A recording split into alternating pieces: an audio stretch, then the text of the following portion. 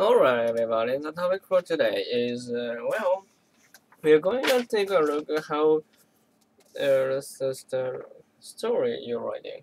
One way of doing it is come up with what's called a character sketch. I don't mean a sketch like a drawing.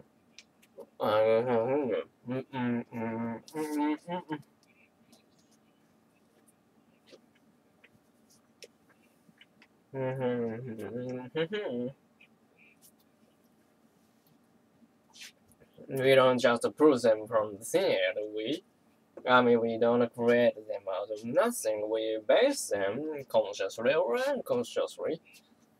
We base them on real people, or we blend several people on the street. But when people think fiction, they make assume the character comes from the author's imagination. By real people. Could be anyone, so pay attention to the people you meet.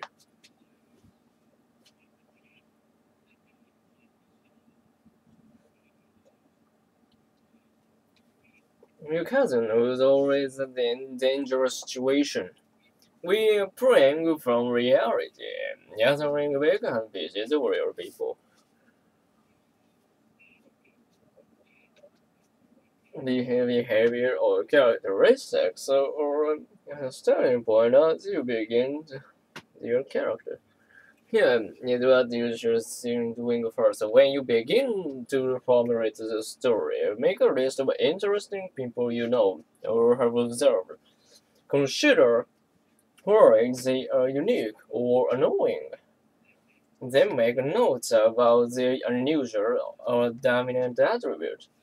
As you create a fictional character, you almost always combine characteristics from several different people on your list to form the identity and personality of just one character. Keeping this kind of characteristics can help you solidify your character's personality, so that it remains consistent throughout your story. You need to define your characters, know their personalities, so that you can have them acting in a way that is predictable, consistent with their personalities. Get to know them like a friend. You know your friend well enough to know how they react in certain situations, right? Say you have 3 friends. Their car runs out of the gas on the highway. John gets upset. Mary remains calm. Horatio takes charge of handling the situation. And let's say both John and Mary defer to her leadership. They call you to explain what happened. And when John tells you he got mad, you're surprised because he always gets frustrated when things go wrong. Mary tells you how Teresa took charge, held him down, and then tasked for each person and got them on the way. Again, they're not surprised, it's exactly what you'd expect. Well, you need to know your characters like you know your friends. If you know a lot about a person's character, it's easy to predict how to behave. So if your personal character is well defined, it will be easy for you to, as a writer, to portray them realistically, believably in any given situation. While writing character sketches, do think about the details. Ask yourself questions, even if you don't use educational stories. What does each character like to eat?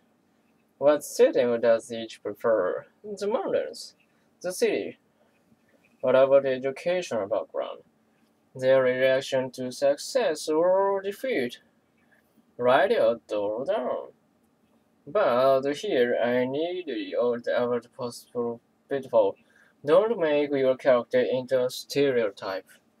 Remember, the reader needs to know how your character is different from other people who might fall in the same category. Maybe your character loves mountains and has lived in a remote area for years. To make sure he's not a stereotype, ask yourself how she's life different from other people who live in that kind of setting.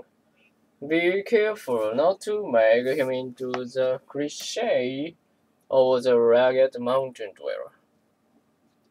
Okay, now I'll throw out a little terminology. It's easy stuff.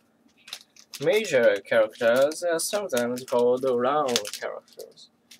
Minor characters are sometimes called, well, just the opposite, third. A round character is fully developed, the third character isn't. Character development is very limited.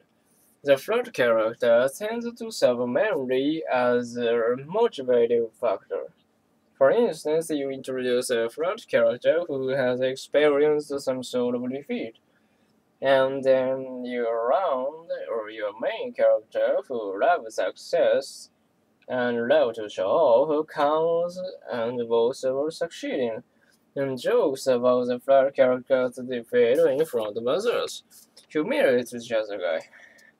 The third character is introduced solely. 我们这就让我们看，这说。